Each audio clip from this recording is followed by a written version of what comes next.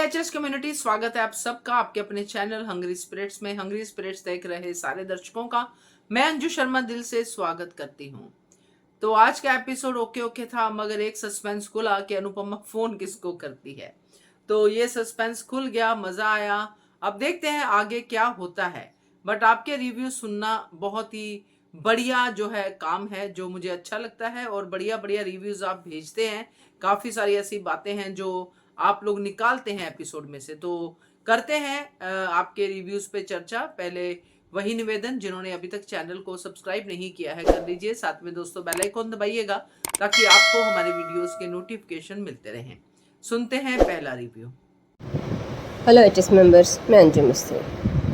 आज के एपिसोड में स्मार्टफोन में अपनी माँ के साथ अपना डांस देखकर राही एक पल के लिए दुखी हुई, लेकिन दूसरे ही पल अपना स्वार्थ और अपना दर्द याद आया तो माँ के साथ माँ की यादों को भी उठा के फ़ोन फेंक दिया। पॉकेट में फ़ोन आता है, हाँ, कोने में क्या सोच के इसने कचरे में फेंका अनुपमा को। ये लड़की कभी बदलने वाली नहीं है। फिर से इल्ज़ामों का दौर शुरू हो गया। मेरी माँ की वजह से मेरा ये छूट गया, मेरी माँ की वजह से मेरा मायका छूट गया, मेरी माँ की वजह से मेरी खुशियाँ चली गई। अरे क्या मायका माँ से होता है। मायके की ज़रूरत, मायके के रिश्ते माँ से होते हैं। माँ ही नहीं है तो बाकी चलेगा। मतलब तुमको माँ की ज़रूरत नहीं है ना, रिश्तों की ज़रूरत। कौन से रिश्ते? वही ना, शाह परिवार वाले, है ना, वही परी जिसे तू नफ़रत करती थी। माँ जाए भाड़ में, मायका चाहिए, जाओ घुसो। माँ की वजह से सब कुछ मिला था। माँ ही तुमको उठा के लाई थी द्वारका से। 10 साल सड़ रही थी ना आश्रम में, तब मायका याद नहीं आया? हाँ, माँ की वजह से जो मिला वो तुमने पकड़ लिया, लेकिन माँ को छोड़ दिया। किसके लिए?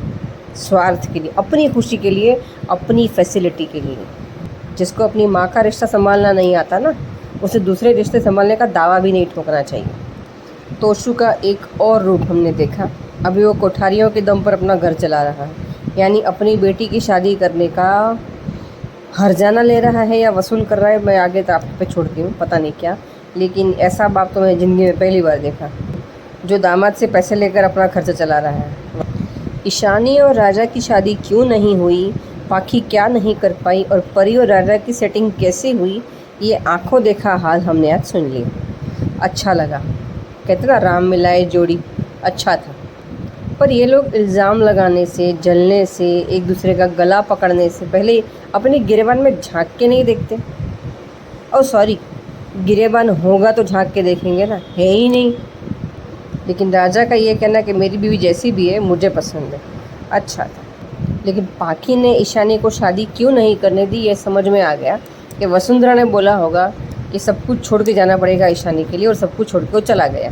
यानी ठन गोपाल होके आएगा तो इसके रहने खाने का खर्चा भी पाखी को उठाना पड़ेगा, इसलिए उसने ईशानी से मना कर दिया। Very good. तो अब क्यों जल रही हो? शाह हाउस में परी और ईशानी की मारा मारी, बाल खिंचाई, लड़ाई, क्या कहते, उठा पटक कुश्ती मुझे बहुत पसंद आई, मज़ा ही आ गया।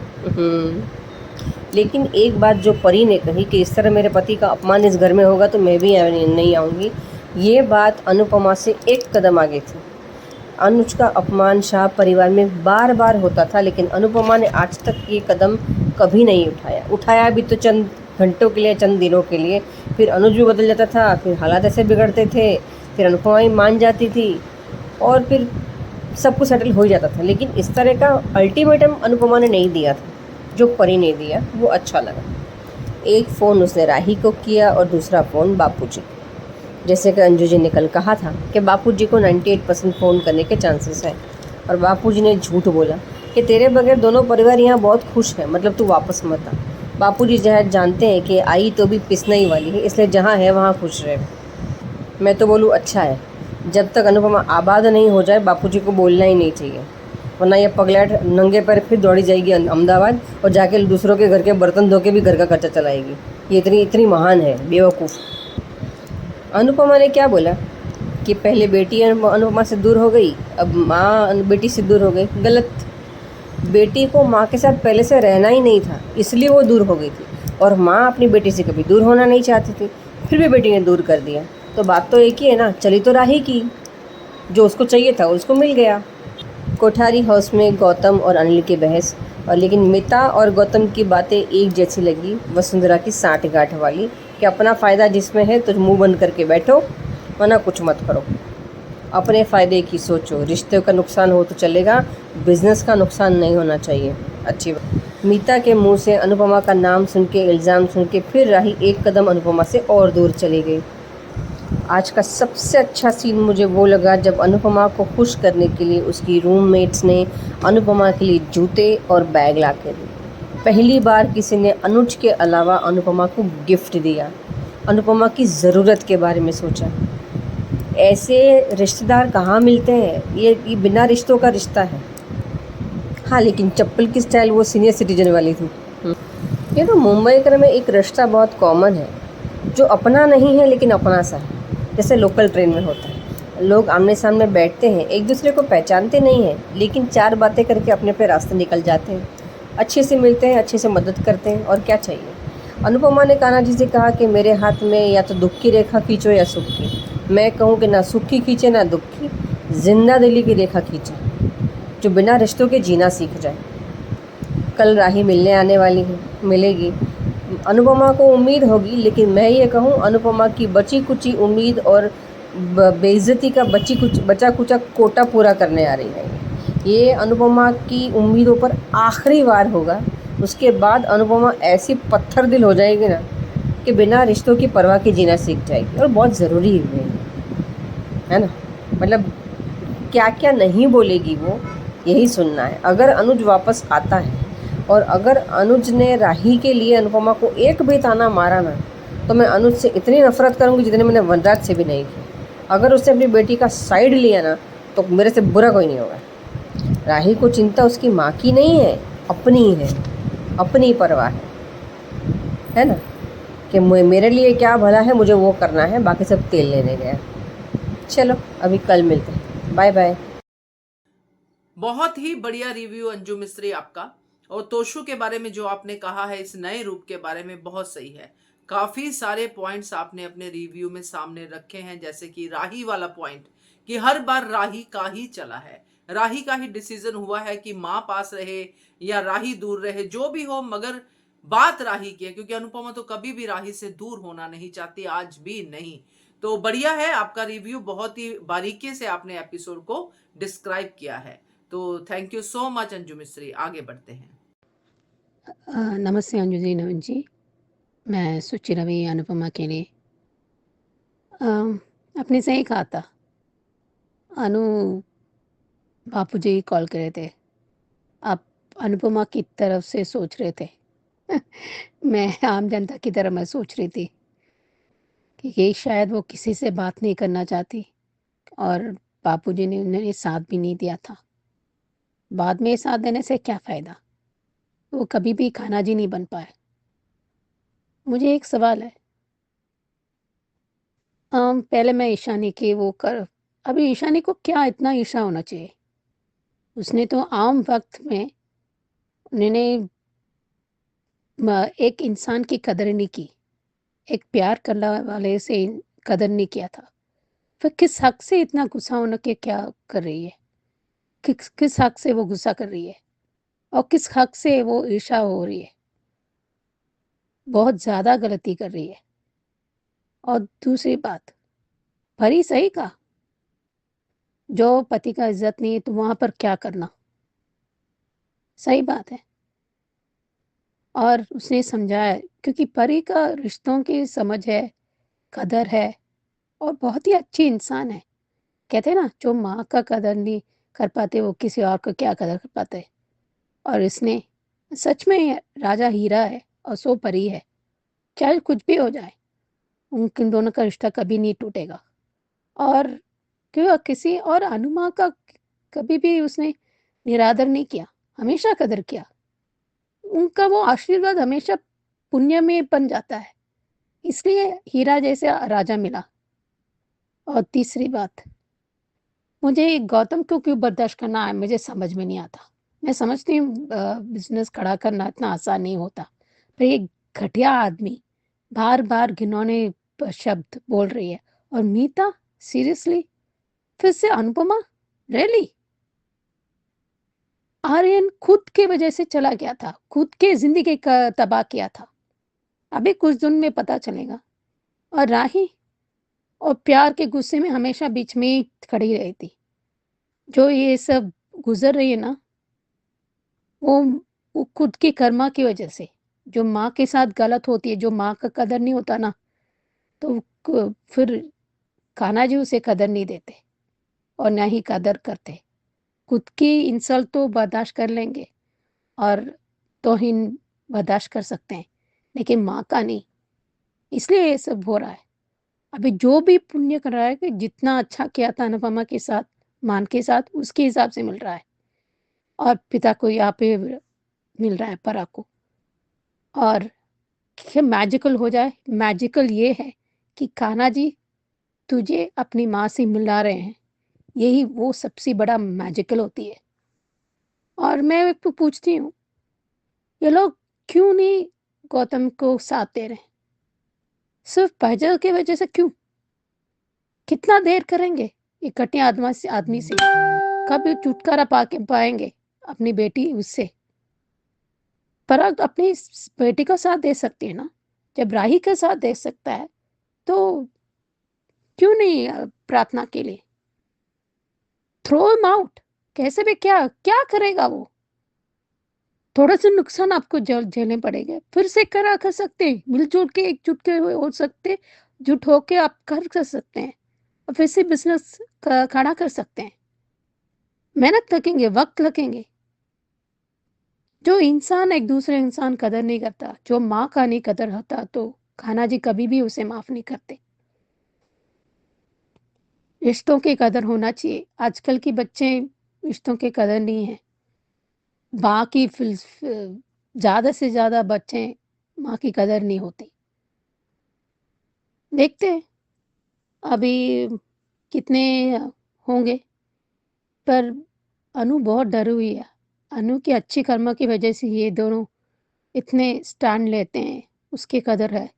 उसे बाहर जाना ही पड़ेगा, फिर से वहां पर जाने वो नहीं चाहती है, पर वो जाएगी और बैंड भी बजाएगी। कि कई बार अनुज एक बार ने कहा, जब तक वो डर आपके सामने नहीं आता, तब तक उसे ऐसे निरादर करो।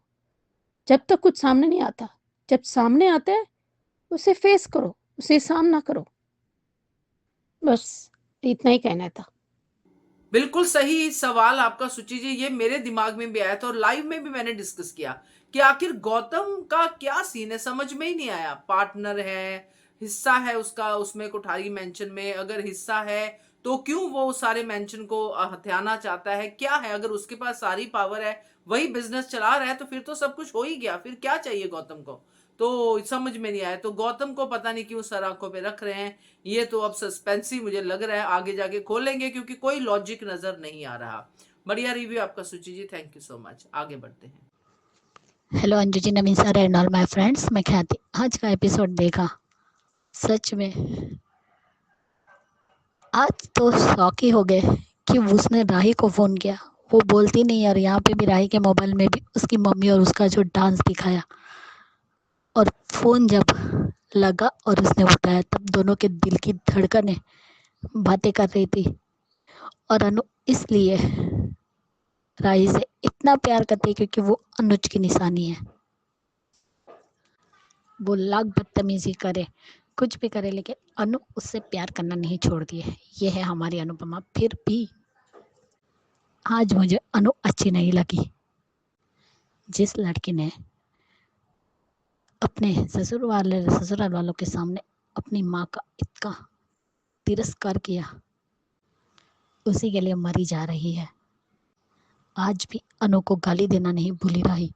और अनु के लिए, राही के लिए इतना प्यार और इतना डर क्यों है अनु के लिए, अनु के अंदर?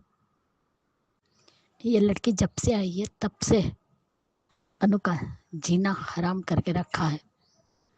फिर भी अनु उसे बेबली बेबली करते थकती नहीं है। देखा जाए तो पाकी राही से अच्छी है। वो अपनी मम्मी को गाली देती है तो कम से कम मम्मी तो बोलती है, मगर राही तो अनुपमा जोशी या ये औरत इस तरीके से बात करती है। प्रेम भी मर जाएगा राही के साथ। और इसी मायके वाले से पहले नफरत करती थी, इन लोगों की वजह से मम्मी ने मुझे और पॉप्स को टाइम नहीं दिया और आज इसी मायके वाले को याद कर रही है और मिस कर रही है। वाह, डबल स्टैंडर्ड राही के। कितने कमीने मरे होंगे तब जाके ये पैदा हुई है। अरे जीती जागती माँ ही वहाँ पर है जिसे सबसे पहले पता था कि आर्यन ड्रग्स लेता है। अनु से पहले उसे पता था, लेकिन फिर भी उससे कोई कुछ नहीं कहता। एक दिन अनु ने देख लिया तो वो खूनी हो गई और जब तक अनु ने तो पहली बार ही देखा और जब तक देखा तब तक वो ऑलरेडी ड्रग्स ले चुका था। उसने तो सिर्फ खाली वाली पूड़ी ही देखी थी। क्या अनु बता देती तो वो बच जाता, क्योंकि ड्रग्स तो उसने पहले ही ले ली थी। माही को कोई कुछ नहीं पूछता। अनुपमा आज की औरत है। कोई भी माँ या कोई भी महिला इस तरह का जिल्लत बर्दाश्त नहीं कर सकती। भगवान का शुक्र है कि परी राखी दवे के रूप में वापस आ गई। परी ने तो आज ढोर डाला ईशानी को और मजा आ गया।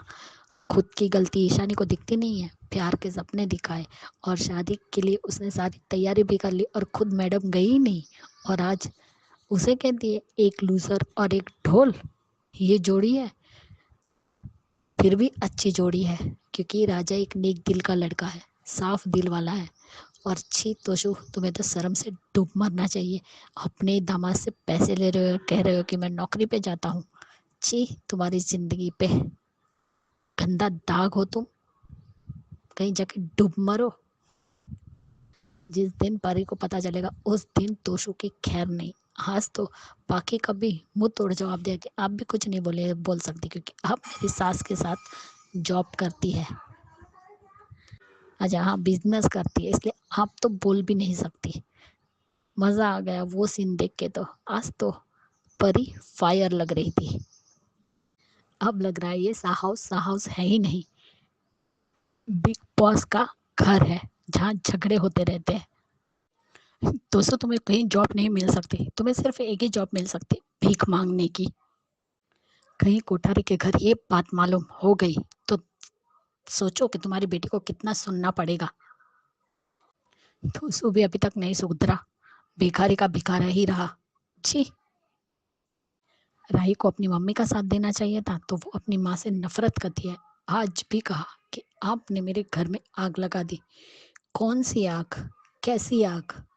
ये आग तो खुद तुम्हारी सास ने लगाई है, अनुपमा ने नहीं। अभी भी ससुराल की पड़ी है, अपनी माँ की नहीं। मायका माँ से होता है। इसको माँ नहीं चाहिए पर मायका चाहिए, वो भी वो सेल्फिश लोग चाहिए। वाह, राही ने हमेशा एहसास करवाया कि अनुपमा सौतेली माँ है। सही कहा अनिल भाई ने। अगर हमारा बिजनेस इसके से बिना नहीं चल सकता तो उसका भी हमारे बिजनेस के बिना नहीं चल सकता। सही कहा अनिल भाई। वो लालची ही तो है।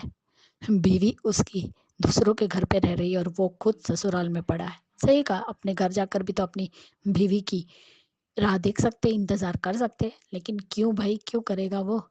उसे तो अपनी बीवी को टॉर्चर करना है। वो अगर आ गई गलती से तो उसे और टॉर्चर करेगा। उसे बीवी नहीं, उसे ये कोठारी एम्पायर चाहिए और वो नाग है जो कुंडली मार के आपके घर में बैठ गया है, तो एक ना एक दिन डसेगा। उसके बगैर तो वो रहेगा भी नहीं। इतनी आसानी से नहीं जाएगा। बापूजी ने और अनुपमा ने बात नहीं की, लेकिन बापूजी ने बात की और कहा कि यहाँ सब कुछ ठीक है, लेकिन मुझे अच्छा नहीं लगा उसका बापूजी को फोन करना। ये सब स्वार्थी रिश्ते हैं। राही अनुपमा जैसी कभी नहीं बन सकती। वो स्वार्थ के लिए रिश्ता किसी से नहीं जोड़ती है और स्वार्थ के लिए तो रिश्तों को दरकिनार बिल्कुल नहीं करती है। दुनिया इधर की उधर आ जाए, वो किसी का साथ नहीं छोड़ती। जैसे ही ख्याति ने चॉइस दी, उसने तुरंत पलटी मार ली कि मुझे इस औरत से कोई रिश्ता नहीं रखना। और आज सच में जसमीत और भारती दोनों ने, जसमीत ने बैग लाई और भारती चप्पल लेकर आई अनु के लिए। और उसने सही कहा कि आप हमारे लिए खाना बनाती हो, घर का काम करती हो, हमारा ध्यान रखती हो, और अनु का कहना कि मैं आप लोगों को पूरा किराया तक नहीं दे पाती। बिल्कुल करेक्ट आपका ख्याति जी कि परी आज फायर लगी, बिल्कुल फायर लगी। और मुझे बहुत हंसी आई आपकी ये बात सुन के कि बिग बॉस का घर बन गया है शाह हाउस। शाह हाउस ही नहीं, उधर कोठारी हाउस का भी यही हाल है। समझ लो दो दो बिग बॉस साथ में देख रहे हैं हम लोग। तो बढ़िया रिव्यू ख्याति जी आपका, थैंक यू सो मच। आगे बढ़ते हैं। हेलो अंजू जी, नवीन जी नमस्ते, और सभी को सुजाता का प्यार भरा नमस्ते। आज का एपिसोड देखा, ठीक था। ये तो पता चल गया कि ईशानी ने कोर्ट मैरिज करने के लिए राजा को उकसाया था और ख़ुद पहुंची नहीं। पर ये मेरे को एक बात समझ में नहीं आ रही कि तोशु जितना गिरा था उससे और अब कितना गिरेगा, ये और कितना गिरता चला जाएगा। मतलब अब अपने ही दामाद से वो पैसे ले रहा है। और अब ईशानी की फ्रस्ट्रेशन बाहर आ रही है जब ये बाकी उसको ईशानी को रोक रही है। अब क्योंकि ये मीता की बहू है और मीता के साथ उसने ब्यूटी पार्लर का काम कर रखा है, जो उसका मतलब उसमें दोनों का वो है, पार्टनरशिप है। और बिल्कुल सही कहा आज परी ने कि जो है जो पाखी फुई जो है उसको मीता की बहू को नाराज़ नहीं कर सकती। और कितनी बदतमीज़ हो गई है ईशानी, बाप रे बाप। अच्छा, एक बात और हमें ये रहस्य से उससे राज पे से पर्दा उठ गया है कि अनुपमा जो हर उसको फ़ोन करती है वो कोई और नहीं, बापू जी ही हैं।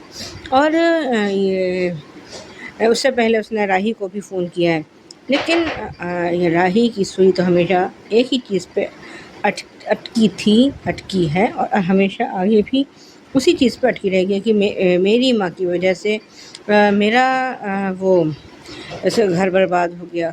पर अगर कोई भी जो है ये नहीं सोचना चाहता कि अनुपमा की इसमें कोई गलती थी ही नहीं, ठीक है।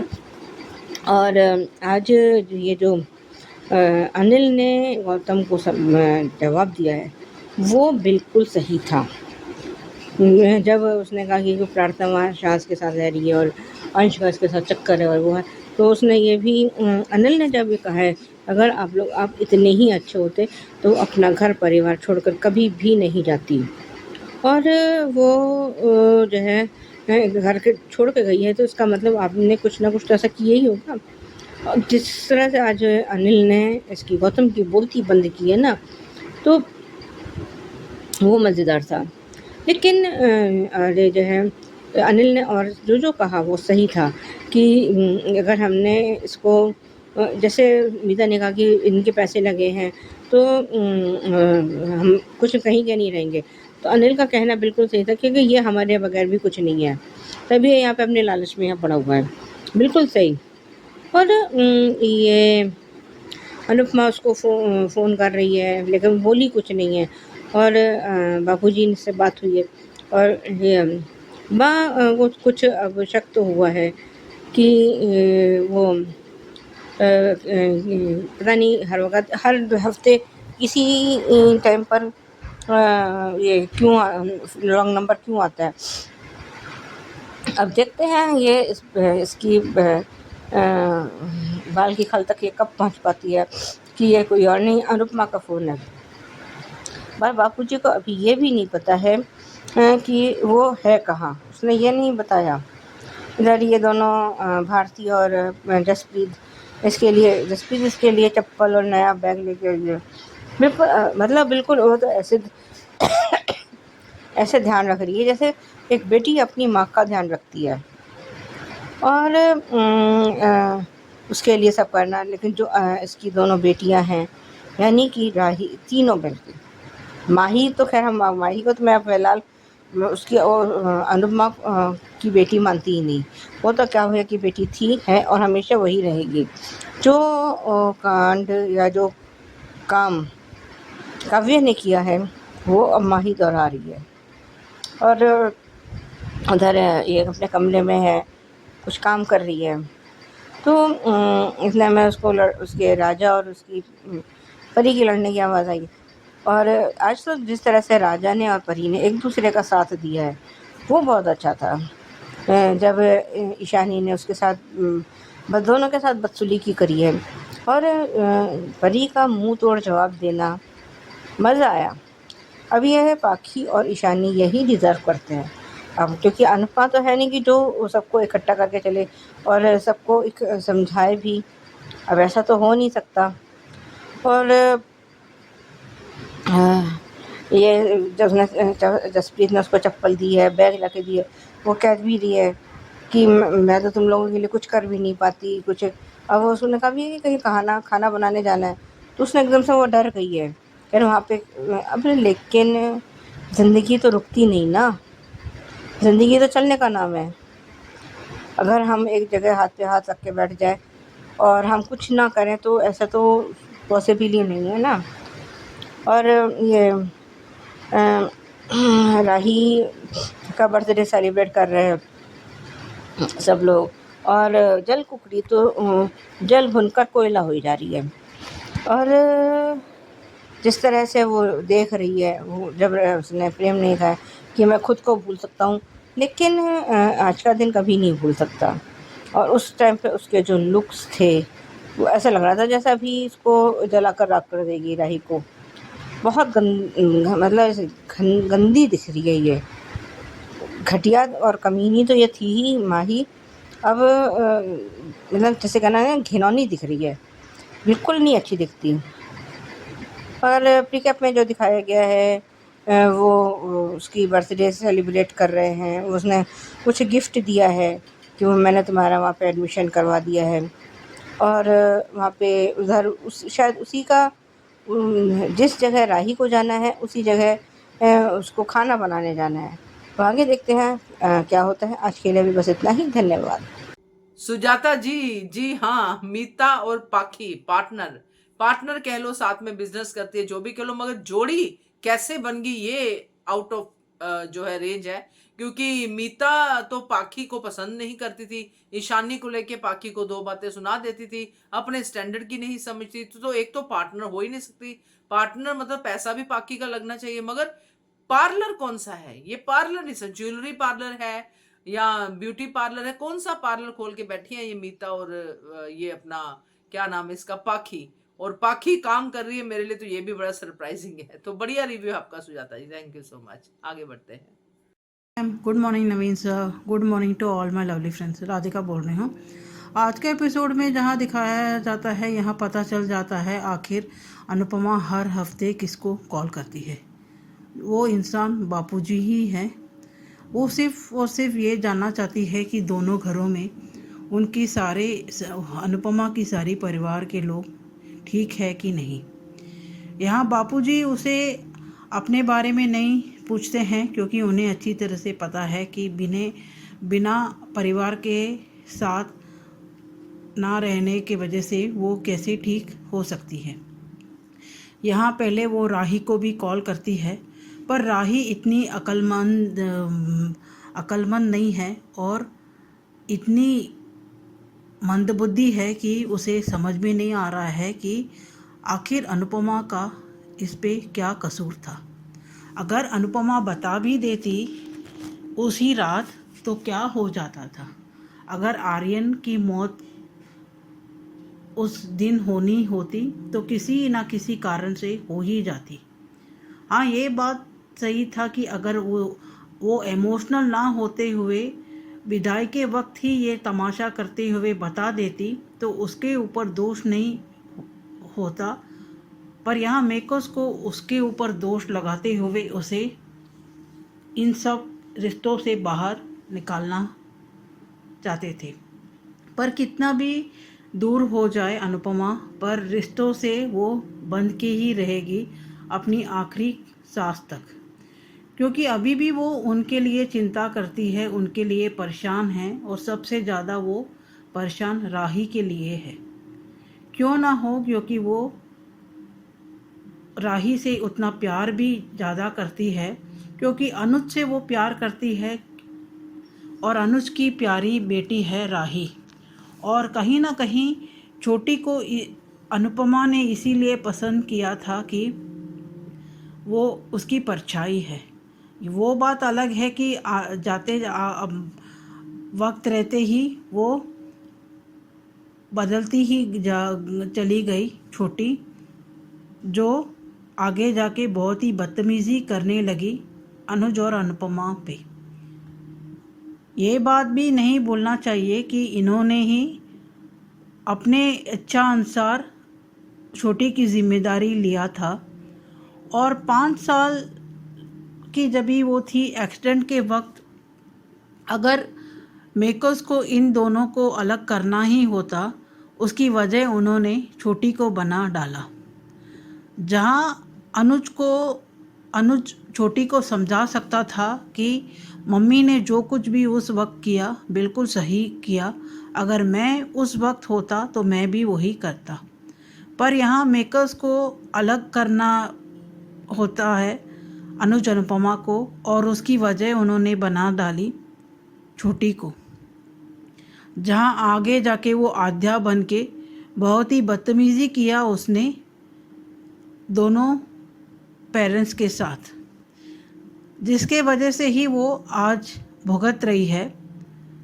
इसका ये मतलब नहीं है बाकी सब लोग दूध के धुले हैं, ये तो उससे वो बाकी सब लोग तो उससे भी बदतर हैं, क्योंकि यहाँ कहीं ना कहीं राही को अपनी माँ के लिए इस बात का गुस्सा है कि सब लोग उसके लिए भला बुरा कह रहे हैं। अगर वो खुद बदतमीज़ी करे या भला बुरा कहे, वो अपना हक मानती है, पर और कोई उसके माँ के बारे में कहे तो उसे बहुत ही बुरा लगता है। उसे ये लगता है कि मम्मी ने ऐसा क्यों किया जिसके वजह से ये सब लोग मम्मी के ऊपर उंगली उठा रहे हैं। पर ये बिल्कुल ही बेवकूफ़ है, क्योंकि वो समझ नहीं पा रही है कि अनुपमा इमोशनल है, जिसके वजह से वो फंस जाती है। यहाँ जिस तरह से परी और राजा की शादी की कहानी बताई गई है, जहाँ ईशानी ने ऐन वक्त पे राजा को डिच कर दिया, जहाँ राजा ने सारे घर वालों के खिलाफ जाके ईशानी के साथ शादी करने का फैसला कर डाला था। पर ईशानी जहाँ राजा को पसंद नहीं करती थी क्योंकि वो हैंडसम नहीं है। ये बात समझनी चाहिए कि सब कुछ परफेक्टली नहीं मिलता है ज़िंदगी में। अगर कुछ अच्छा मिल रहा है तो उसके साथ कॉम्प्रोमाइज़ भी करना चाहिए। जहाँ एक राजा था जो उसे बेइंतहा प्यार करता था, जिसके वजह से वो ईशानी का धोखा या इस तरह से शादी ना करने के वजह से वो खुद अपने आप को मार डालना चाहता था। जहाँ परी आके उसे समझाती भी है और उन दोनों की बॉन्डिंग इस तरह से हो जाती है कि आखिर में वो दोनों एक हो जाते हैं। अभी ईशानी को इस बात का पछतावा है कि उस बात का ये इरिटेट हो रही है कि जो उसे मिलना चाहिए था वो परी को मिल गई। परी भले ही इतनी इस तरह से मोटी है, और जहाँ बॉडी शेपिंग का इल्ज़ाम कर रही है ईशानी, जो बिल्कुल गलत है। किसी का बॉडी शेपिंग का मजाक नहीं उड़ाना चाहिए, पर उसे इतना इरिटेट या इतना जलन हो रही है जिसके वजह से वो ये सब कुछ कर रही है।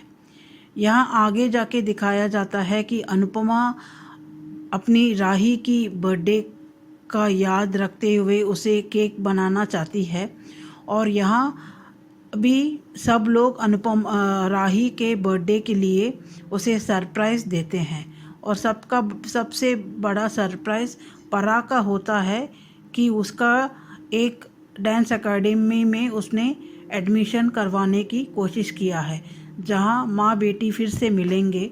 और अब आगे जाके किस तरह से रिएक्ट करेगी राही, आगे देखना पड़ेगा। आज के लिए इतना ही। Thank you. सही कहा आपने, राधिका की राही से ज्यादा प्यार करती है अनुपमा, और इसकी वजह अनुज ही है। मैंने वीडियो में भी कहा है, क्योंकि अनुज की प्यारी है ये अपना राही, और राही से प्यार अनुपमा का तो है ही, साथ में वो अनुज के लिए भी राही को संभाल के रखना चाहती है कि कभी अनुज आएंगे तो क्या जवाब दूंगी। तो बढ़िया रिव्यू, जल्दी जल्दी में आपने कहा मैंने किया है, मगर अच्छा review, thank you so much. तो ये थे दोस्तों आज के अनुपमा के रिव्यूज। अब सुनते हैं ख्याति जी का रिव्यू, ये रिश्ता क्या कहलाता है को लेके।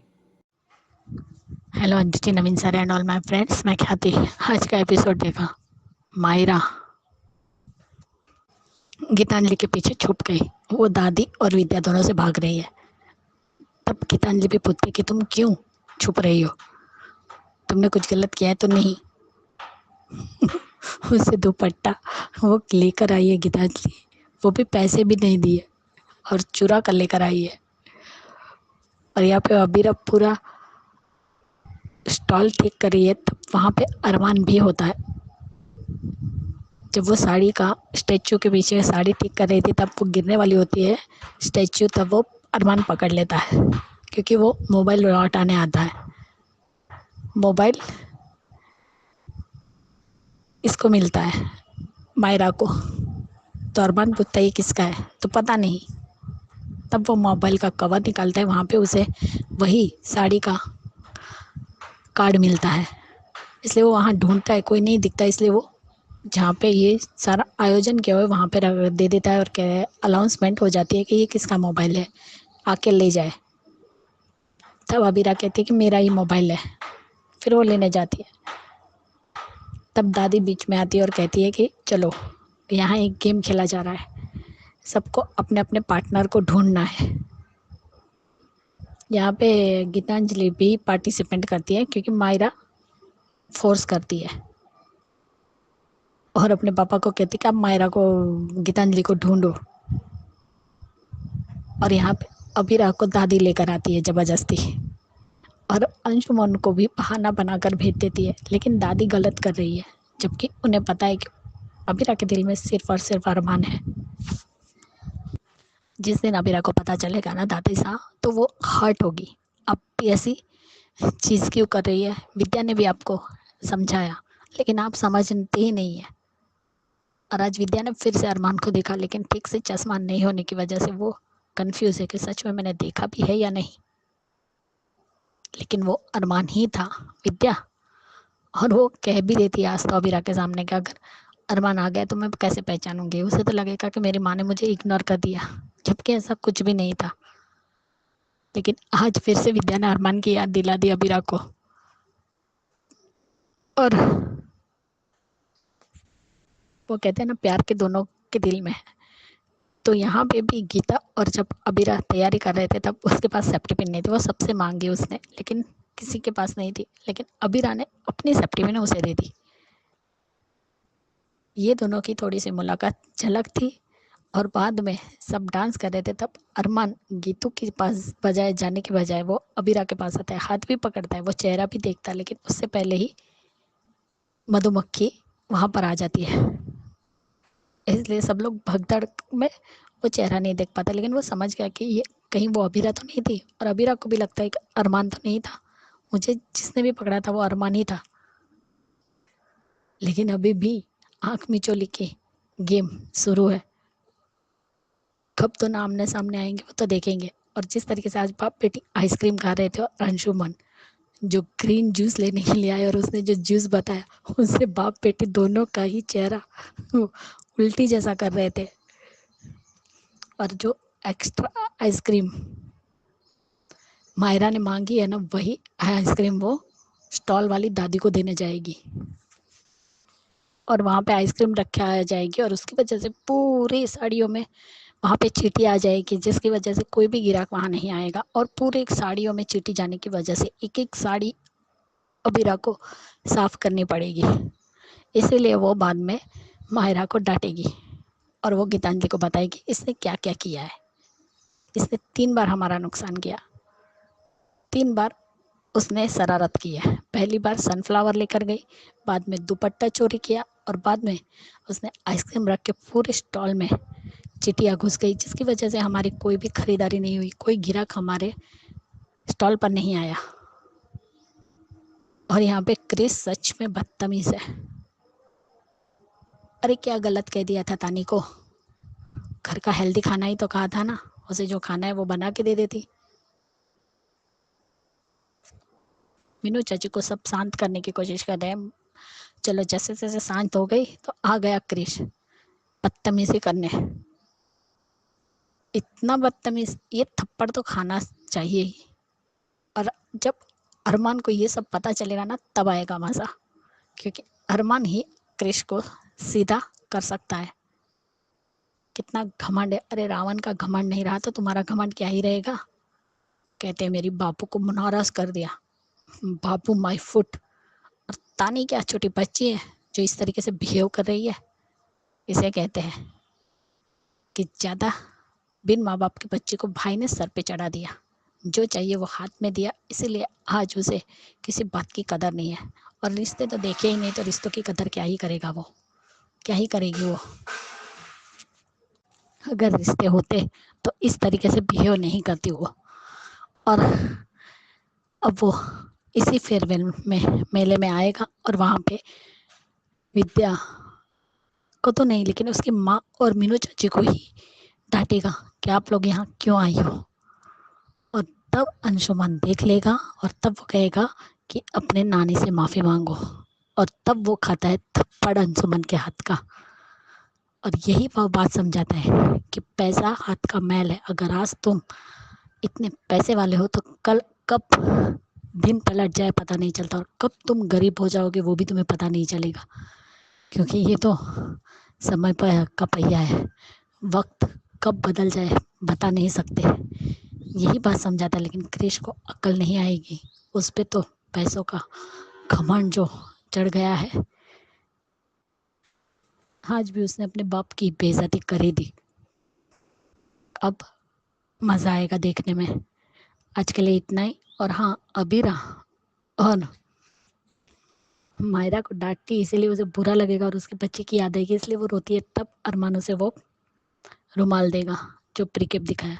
Bye Anju ji, Naveen sir, good night. Thank you so much Khyati ji आपके रिव्यू के लिए। आप कंटिन्यूसली रिश्ता के रिव्यूज भेजती हैं, अच्छे होते हैं। तो मैं यहाँ पे उसकी टिप्पणी नहीं करती क्योंकि मैं अभी सिर्फ अनुपमा की टिप्पणी करना चाहती हूँ। सिर्फ रिश्ता इसलिए डाला है क्योंकि आप लोग अपनी बात सब तक पहुंचा सके। So thank you so much. और ये थे दोस्तों आज के रिव्यूज। कैसे लगे आपको जरूर बताइएगा। और आपका भी अगर मन है भेजने का तो भेजिए। नंबर नोट कर लीजिए, नंबर है 9833155523। इस नंबर पे भेजिए। बनिए हिस्सा एचएस कम्युनिटी की आवाज का। Keep watching Hungry Spirits channel. Thank you so much. Subscribe to our channel by clicking the subscribe button. Click the bell button and enjoy the latest uploads from our channel.